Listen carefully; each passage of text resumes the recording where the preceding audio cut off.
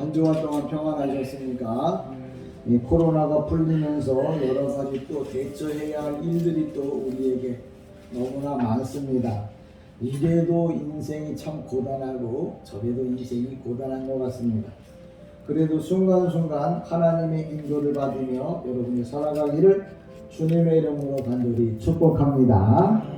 오늘은 그 세상력으로다 또 교회에서 그냥 5월 15일을 스승의 날로 정해놓고 이제 지킵니다. 스승의 날에 이제 설문조사를 해봤어요. 근데 46%의 교사들이 스승의 날이 의미가 없다라고 이야기를 하더라고요. 그래서 왜 그러냐 그랬더니 그 스승에 대한 존경심이 거의 없다는 거예요. 그냥 우리가 그냥 예전에는 선생님 그러면 참 나라와 민족을 위해서 수고하고 애쓰는 후학들을 위해서 당신은 희생하는 그런 그 존경심을 가지고 있었는데 요새는 그냥 안전한 직장이지 뭐. 요새 아이들도 선생님에 대해서 존경심이 거의 없습니다. 그래서 선생으로서도 그냥 그 제자를 사랑하기보다는 그냥 먹고 살기 위한 하나의 방편이 되어버리고 말았어요.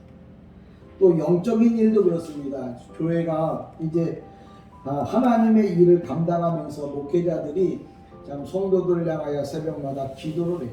또 예전에는 그 정말 목사님을 영적인 지도자로 생각해서 무슨 일이 있을 때마다 이제 목사님한테 와서 의논도 하고 또 기도도 받고 이렇게 그리고 이제 돌아가서 기쁨을 얻기도 했는데 요새는 목사라고 하는 존재의 가치가 특별하지가 않아요. 그러니까 뭐 예전에는 목사님이 어디를 가기만 해도 뭐 주일날 예배에 빠져도 또 뭐 한 몇 주간 또 이렇게 못 나오게 되어질 때는 목사님을 찾아가서 이만저만해서 제가 정말 예배에 참여하지 못하고 그 가까운 교회에 나가서 예배를 드리겠습니다. 목사님한테 이야기하고 또 목사님은 그 영혼을 이제 또 위해서 기도해주고 잘 지내다가 오라고 이렇게 이야기를 하면서 영적인 관계를 유지하고 살았어요. 근데 요새는 뭐 하루 이틀이야 뭐 빠질 수 있겠죠. 한 주간. 근데 멀리가 있어도 아무런 얘기도 없이 그냥 왔다 가버리고 갔다 오고 그래. 왜 그러냐면 하나님께서는 뭐라고 하냐면 성도의 교제라고 하는 날마다의 그 관계를 유지하라고 하는 하나님의 말씀이 있잖아요. 근데 그 말씀을 뭐예요? 무시하는 거예요. 그러니까 여러분들이 어디에 가고 싶다 뭐 가야 되죠. 환경 때문에. 근데 그러면 미리 전화로다가도 하나님 목사님 제가 이만저만해서 이번 주에 못 나오고요. 한 두어 주 못 나올 수도 있겠습니다 라고 이야기를 하면 목사가 그 일을 놓고 더 많이 기도를 할 거 아니겠어요.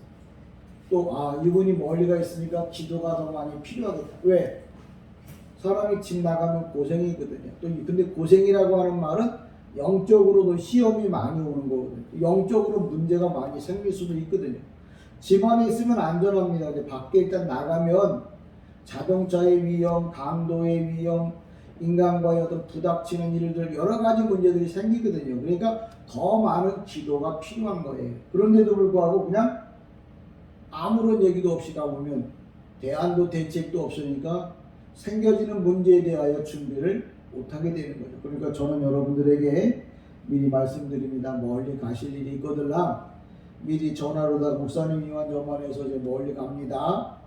위에서 좀 더 기도해 주세요. 그래도 당연히 그 문제를 놓고도 기도하게 될 것입니다. 그러니까 꼭 그렇게 하시고. 왜? 오늘 스승의 날이잖아요. 그러니까 스승이라고 하는 것은 뭐냐면 자녀들이 잘 되기를, 제자들이, 영적인 자녀들이 뭐예요? 올바로 성장해서 다 건강한 몸 마음과 가지고 하나님 나라에 들어가기를 원하는 것이 이제 뭐 스승된 자, 선생된 자로서의 모습이라는 것들을 여러분 기억하십시오. 성경에 보면 그 선생님에 대해서 세 가지로 이제 단어가 뜹니다. 세 가지 단어가 뜨는데 첫 번째 뭐냐면 디다스 칼로스 그럽니다. 디다스 칼로스라는 말은 뭐냐면 선생님, 그래 선생님. 그러니까 선생이라고 하는 앞선 자예요. 앞에 있는 것들을 앞선 자, 경험한 자. 그래서 뭐예요? 뒤따라오는 자들에게 미리 말해줄 수 있는 사람을 헬라어로다 디다스 깔로스라고 표현합니다. 그러니까 보통 그냥 칼로스라고 그러는데 원래 이 단어만큼은 디다스 깔로스라고 읽어야 돼요. 그러니까 요걸 선생님 그럽니다. 세상적으로 말하면 요거는 강사에 해당됩니다. 대학으로 말하자면 보따리 장사라고도 말하는 강사에 해당돼요. 그 다음에 두 번째가 뭐냐면 랍비라고 합니다. 랍비. 성경에도 보면 많이 등장합니다. 예수님을 갖고 랍비 그러는데 랍비라고 하는 말은 뭐냐면 교수라는 말이에요. 교수. 그러니까 우리가 보통 강사로서 한 5년, 세상 말로 말하면 강사는 뭐냐면 그 교수가 되기 전에 한 5년 동안 실습을 하는, 쉬운 말로 말하면 교사 훈련을 받는 기간이 한 5년 정도 됩니다. 그래서 대학에서 한 강사 5년 하면 그 다음에는 이제 교수가 돼요. 그래서 그 교수를 랍비라 이렇게 부릅니다. 그러니까 성경에 보면 예수님을 가르쳐서 랍비어라고 말하는 것은 뭐냐면 선생님이라고 부르는 거죠. 왜? 문제가 있을 때마다 성경에 보면 예수님에게 나가서 그 문제를 이야기를 했거든요. 우리가 예수를 믿는다는 건 뭐냐면 성경에 기록되어 있는 것들을 내가 삶으로 배워서 실천한다는 말이에요. 성경에서는 그렇게 말하고 있는데 내가 성경대로 안 살면 그 사람은 예수 믿는 사람이 아닌 거예요. 그래서 랍비 그러면 선생님 또는 뭐냐면 여기 보면 교수님 이렇게 표현을 합니다. 그러니까 선생님보다 디다스 깔로스 선생님보다 실력이 더 월등한 사람을 보통 랍비 이렇게 부릅니다. 여기 성경을 읽다 보면 랍비라는 말이 나오게 되어지죠. 그 다음에 이제 또 하나가 나오는데 흐라분이라고 하는 말이 나와요. 흐라분이라고 하는 말은 그 마리아가 예수님을 가르쳐서 흐라분이 그러는데 흐라분이는 어느 정도냐면 원로 교수로서 한 20년이 지나면 그 다음에 은퇴를 합니다. 그래서 그 다음부터는 원로 교수가 되죠. 다시 말하자면 성경에 보면 장로의 유전이라고 말하고 있는데 그 장로는 우리 교회에서 말하는 장로가 아니고 원로 목사들을 그냥 장로라고 불렀어요. 그러니까 장로라는 말은 오랫된 나이가 많으신, 그러니까 나이가 많은 분들을 이제 존칭해서 부르는. 근데 그냥 평신도 장로가 아니라 목회를 오랫동안 한, 저희 교회 같은 경우에도 일반적인 저기 총회 헌법에 보면 담임 목사로 20년이 넘으면 그 다음에는 뭐냐면 원로 목사가 이제 될 자격이 주어지는 거죠. 물론 그 어간에 이 담임으로서 취임 예배를 드리기도 합니다만 큰 교회에서 어쨌거나 하여튼 목사로서 20년 정도 넘어서 은퇴를 하게 되어지면 이제 교회 안에서는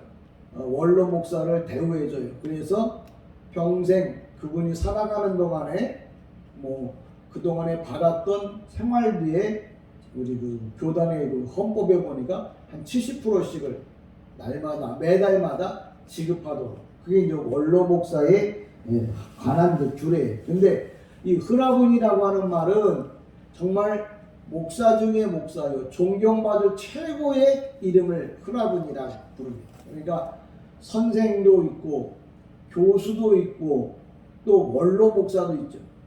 선생님은 헬라어로다 디다스 깔로스, 그 다음에 교수는 랍비, 그 다음에 최고의 원로 목사는 흐라분이라고 이렇게 부릅니다.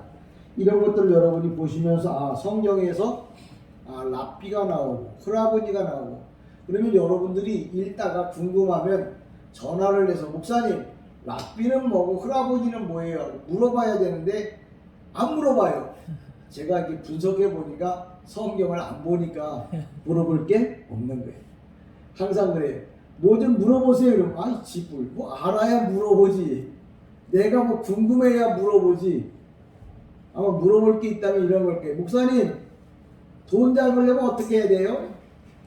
목사님 어디 맛있는 데가 어디 있죠? 재밌게 살려면 어떻게 살아야 돼요? 라고 물어볼 수는 있겠죠. 근데 여러분들에게 미리 말씀드리지만 저는 목사라 돈 잘 버는 법을 몰라요. 여러분들이 전문가입니다. 재미있게 노는 거, 맛있게 먹는 거, 맛있는 장소 여러분이 더 먼저 합니다. 저에게 물어볼 말은 뭐냐? 성경에 기록되어진 내용들을 여러분이 물어보시면 제가 그 분야에 대해서 책임지고 알려드리도록 하겠습니다. 어떤 목사님은 이 장사로 잘하고 미리미리 땅도 집도 잘 사서 교회 성도를 부자로 만든다고 하는데 그분이 달란트겠죠. 그러나 성경에서 저는 목회자가 해야 할 역할이 그런 일은 아니라고 봐요. 하나님의 말씀을 올바로 가르쳐서 여기에 살던 분들이 천국을 잃어버리지 않고 다 천국으로 돌아가도록 해야 할 일이 목회자의 일이 아닌가 생각을 합니다. 제 개인적인 소견이. 오늘 본문으로 돌아가면 이렇게 말합니다. 뭐라고 설명하냐면 5절에 보면 이렇게 말하면 또 이르되 너희 중에 누가 벗이 있는데 밤중에 그에게 가서 말하기를 아니 왜 꼭 밤에 와야 하나. 우리가 이스라엘 같은 경우에는 날씨가 더워가지고요 낮에는 막 40도 50도씩 올라갑니다. 그래서 낮에는 활동을 안 해요. 거의 이제 해가 질 무렵부터 늦은 밤까지 이제 활동을 합니다. 그래서 이스라엘은 결혼식도 꼭 밤에 해요. 그것도 보면 나일 그 강으로다가 가고 배 타고도 하고 별별 방법으로 다 결혼합니다. 어쨌거나 이스라엘은 일들을 밤에 하지 낮에는 안 해요. 그러니까 이 사람도 여행 중에 왔는데 오늘 본문에 보니까 너무 늦게 도착한 거예요. 상황은 없습니다만 어쨌거나 왔는데 어떤 문제가 있었냐면 친구를 찾아왔는데 먹을 것이 없는 거라. 왜? 그 사람 여행 중에 그 친구를 찾아왔으니까 배가 고플 거 아니에요. 그러니까 친구에게 줘야 되는데 이 친구가 준비를 못했던 거죠. 그래서 이제 부자인 사람을 찾아가서 이제 여기 떡을 좀 달라고 합니다. 그런데 오늘 본문에 보면 한밤중에라고 말하는데 헬라어로다가 말하면 메소니키우스 이렇게 말합니다. 멕소라고 하는 말은 가운데란 말이에요. 가운데 밤이 무슨 밤이냐면 보세요. 밤과 밤이 겹쳐져요. 그러면 왜? 깜깜한 밤이 되는 거죠. 그래서 헬라어 표현으로 뭐냐면 밤의 소유격이에요. 밤이 밤에 속해 있다는 말은 아주 깜깜한 밤에 라는 말이에요. 깜깜한 밤인데 우리가 성경에 기록되어 있는 아주 깜깜한 밤에 친구가 찾아왔다고. 역사적으로는 그럴지 모르지만 영적으로 뭐냐면 그 깜깜한 밤 앞에 정관사가 붙어 있으면 그냥 세상 말로 말해서 어두운 밤, 깜깜한 밤이에요. 그런데 정관사가 붙어 있지 않으면 성경에서 깜깜한 밤에 친구가 찾아왔다면 그 깜깜한 밤은 영적으로 어두운 밤을 말하고 있는 거예요. 그러니까 여러분이 성경을 보고도 깜깜한 밤에 친구가 되게 밤 중에서 제일 깜깜한 밤은 금은밤이지 아마 금은밤에 찾아왔을 거 분명히 이거 내가 기도해 보니까 딱 맞네. 금은밤에 찾아왔다. 이렇게 말을 하면은 이분은 목사님이 아니신 거예요. 왜? 성경에서 지금 밤에라고 말하니까 그 밤이 아니에요. 왜? 우리 성경에 밤에 그렇게 말했지만 헬라어 성경에 뭐라고 썼다고요? 메소니티우. 이 뭐냐면 명사의 소유격이에요. 그리고 중간태 단수예요. 어떤 한 사람이 아주 깜깜한 밤에 친구를 찾아왔다는 말을 해요. 그 깜깜한 밤이란 역사적으로는 깜깜한 밤이지만 영적으로 말하면 진짜 예수를 모르는 그런 사람이 친구를 찾아왔다는 거예요. 그러니까 근데 이 친구 자기가 예수 모르는 사람이 나를 찾아왔어요.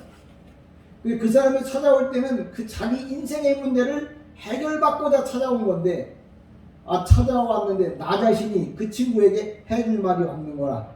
여기 떡 3덩이를 빌렸다고 하는 말은 여기 떡을 빌려주는 사람은 누구냐면 예수님이에요. 내가 예수님에게 가가지고 정말 내가 사랑하는 친구가 왔는데 내가 어떻게 말을 해야 될지 모르겠습니다. 그러니까 그것에 대해서 좀 성령님 알려주세요 라고 간절하게 기도하니까 성령님께서 뭐예요? 그 사람에게 떡을 준 거죠. 쉽게 말하자면 친구에게 필요한 말을 깨닫도록 알려준 거예요. 그래서 이 친구가 가서 이제 그 친구에게 이제 하나님의 말씀을 전해준다는 그런 내용을 비유로 설명한 거예요. 그러니까 오늘도 여러분이 성경을 아무리 많이 읽고 뭐 이걸 뭐 필사를 했다고 하는데, 필사를 하면 뭐하냐고, 여기 깜깜한 밤이 뭐냐고 물어보면 어두운 밤, 금은 밤, 아무도 식별하기 어려운 밤에 친구가 찾아왔다고 그렇게 말하면 주님이 그 사람을 향해서 야, 내가 언제 그렇게 말했냐? 내가 언제 그런 식으로 설명을 했냐? 여기서 어둡다고 하는 말은 영적으로 어두워진 사람을 가리켜서 하는 말이에요. 여러분이 깜깜한 밤에 찾아온 친구는 아닌지, 또 그 친구를 찾아왔는데 실상은 나도 뭐예요? 그 친구에게 할 말이 없는 거예요.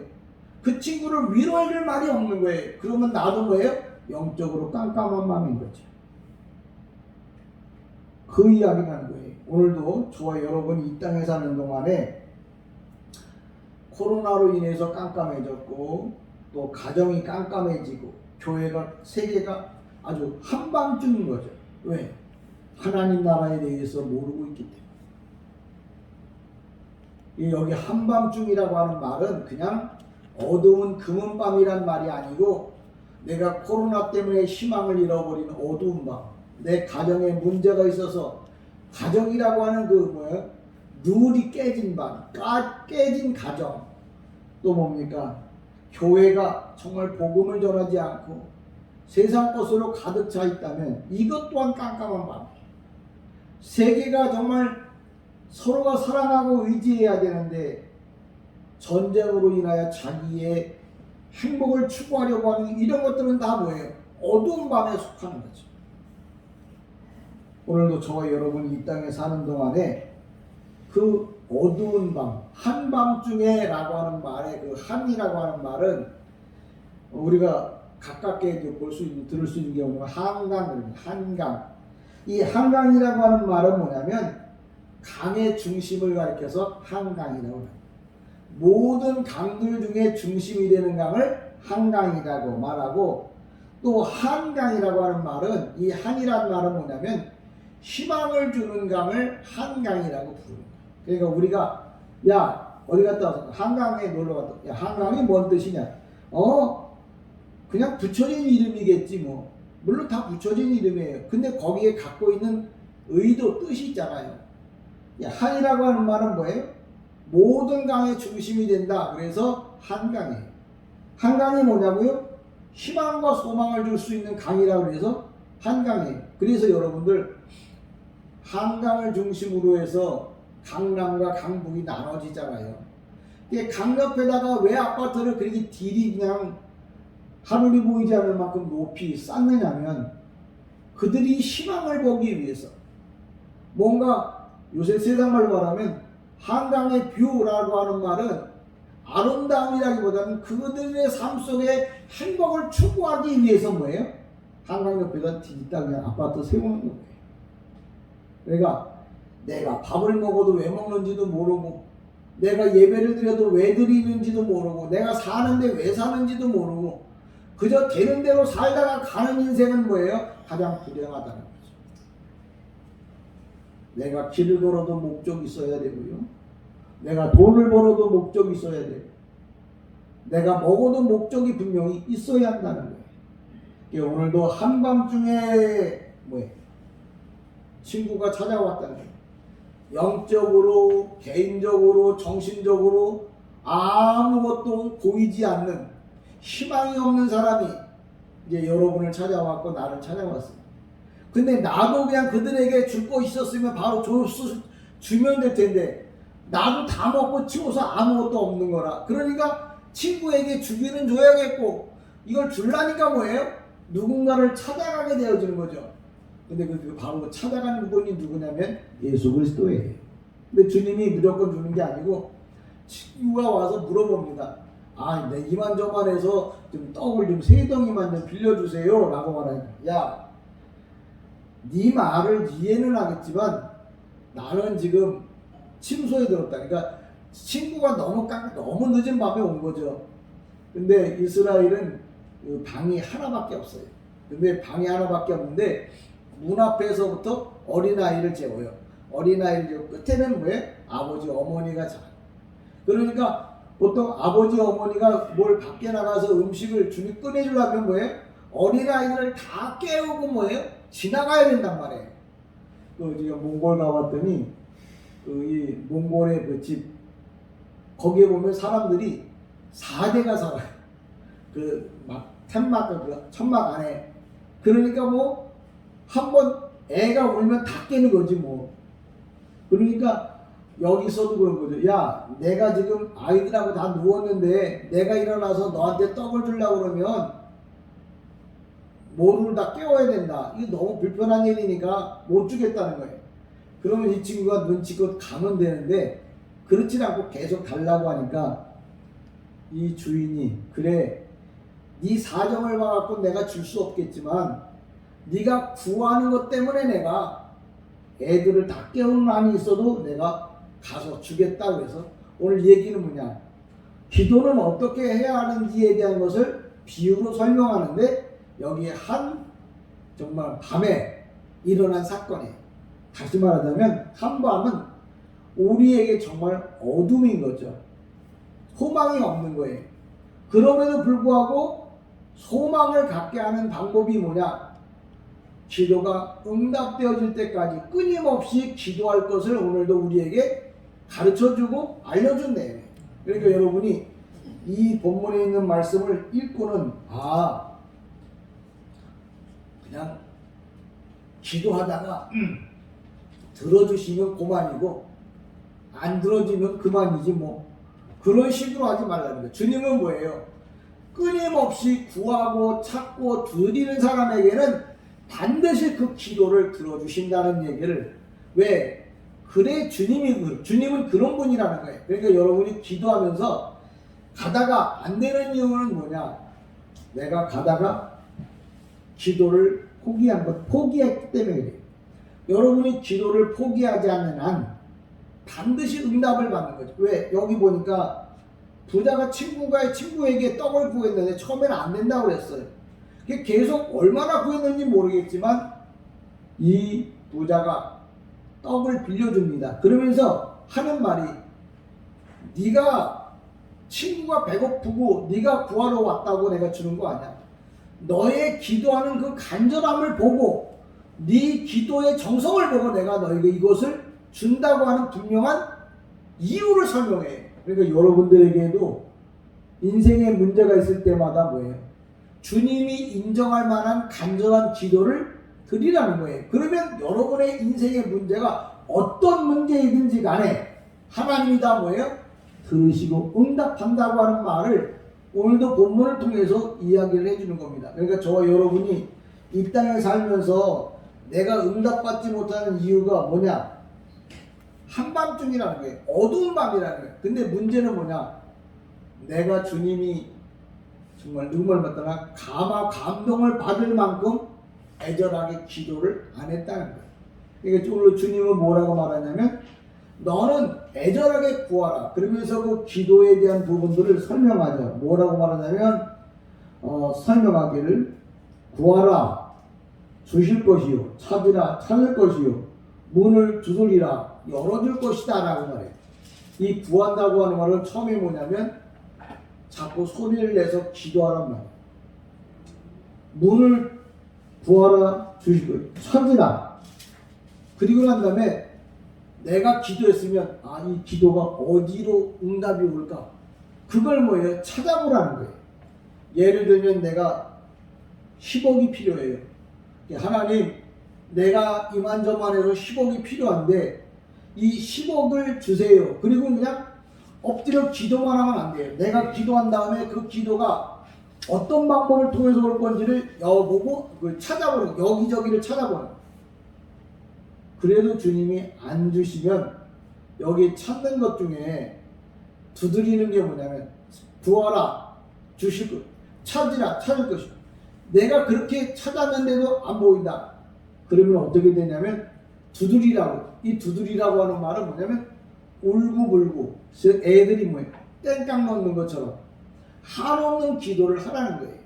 근데 오늘날 많은 분들이나 저 자신이나 여러분들도 기도하라고만 하면 뭐예요?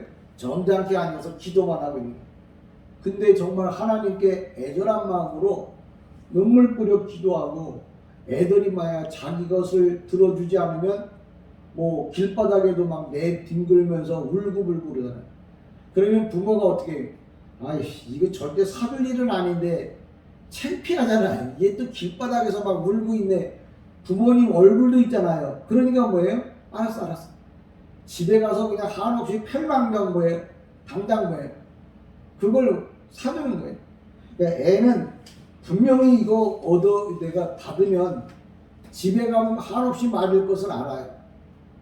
그럼에도 불구하고 뭐예요? 자기가 원하는 걸 구하는 거죠. 오늘도 우리에게 가르쳐주는 교훈은 뭐냐?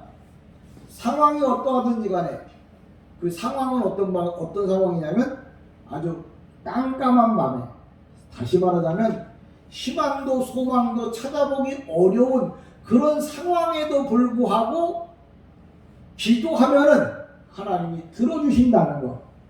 그걸 오늘도 성경에서 우리에게 알려주는 거예요. 그러니까 여러분이 하나님의 음성을 들었다고 말하는 이유가 뭐냐?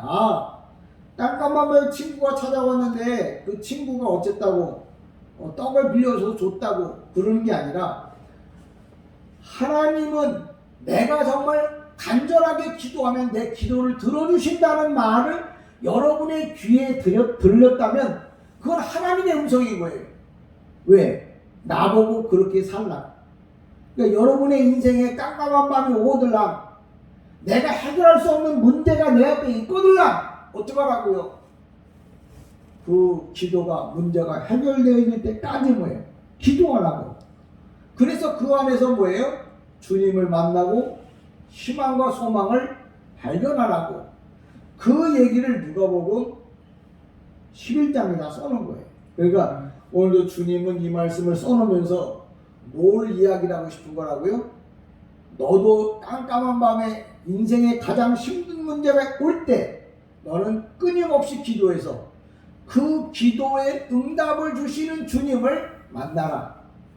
그 기도에 응답을 주시는 주님을 경험하고 체험하라고 하는 걸 알려주고 보여주고 들려주기 위해서 오늘도 이 누가복음 11장에다 기록해 놓은 거예요.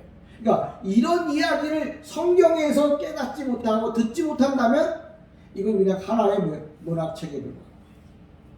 그래서 성경을 보고도 눈이 있어도 보지 못하고 귀가 있어도 듣지 못하고, 이 얘기 뭐냐면 하나님이 말씀하신 소리를 깨닫지 못한다면, 하나님이 설명한 내용들을 알아듣지 못한다면, 그럴 때는 뭐예요? 눈이 있어도 보지 못하고 귀가 있어도 듣지 못한다. 오늘날 영적으로 성전 미문에 앉아있는 자들 그랬더니 안전뱅이구나. 그 얘기가 아니고 하나님 나라를 위해서 일하지 못하는 사람들을 영적으로 뭐예요? 안전뱅이라는 겁니다. 하나님의 말씀을 전해주었는데 듣지 못하는 사람들, 깨닫지 못하는 사람들을 다 뭐예요? 쥐가 먹은 사람이라고 말하는 거예요. 하나님이 말씀한 것을 뭐예요? 나가서 말하지 못하면 다 뭐예요? 벙어리 된 자들이라고 얘기를 하는 거예요. 그러니까 내가 지금 안전뱅이요, 벙어리요, 귀머거리였다고 하면 뭐예요? 주님 기도해야지. 내가 영적으로 안전뱅이에서 일어나게 하시고 귀머거리에서 귀가 뚫려서 말씀을 듣게 하시고, 벙어리였다면 내 입을 풀어주셔서 하나님의 말씀을 전하는 사람이 되게 해달라고 기도를 하는데, 어떻게 기도한다고요? 응답이 올 때까지. 제가 라켄코 티트 팔랄루 아비누 셰파샤만, 히브리어로다가 주기도문이에요. 라켄코 티트 팔랄루가 뭐냐면 기도하라는 거예요. 근데 그게 뭐냐면 시트 파일에 미래를 시트 파일을 떠요. 무슨 얘기냐면 시트 파일은 뭐냐면 끊임없이 계속 기도하는데, 언제까지 기도하느냐면 하나님 나라에 들어가서까지도 뭐예요? 기도하라고 하는 말을 티트팔랄로라고 써요. 히브리 말. 왜 그렇게 그 성경에다 써놨냐면 너는 기도를 뭐예요? 하나님 나라까지 가서 끊임없이 하나님 나라 가서도 뭐예요? 주님께 달라고 기도를 하라는 걸 주기도문을 통해서 알려주는 거예요. 제가 여러분에게 읽어도 여러분 못 알아듣잖아요. 라켈코 티트팔랄로 아비누 셰파 샤마이 이트 코타시 셰메카 타보 말로 쿠테카 예아시 레초레카 페모 바샤마이. 뭐냐면 제가 주기도문을 하는 겁니다. 히브리어로다. 여러분이 영적으로 이제 귀가 열려서 하나님의 나라를 여러분 소망해야 돼요. 얼마나 소망해야 되냐면 내가 세상적으로 먹고 싶어서 안달이난 것보다 더 많이, 정말 내가 세계 여행을 가고 싶은 열망보다 더 뜨겁게 정말 하나님 나라를 소망하는 믿음, 그런 신앙, 그런 마음, 그런 믿음을 가지고 살아가야 할 것을 이야기를 합니다.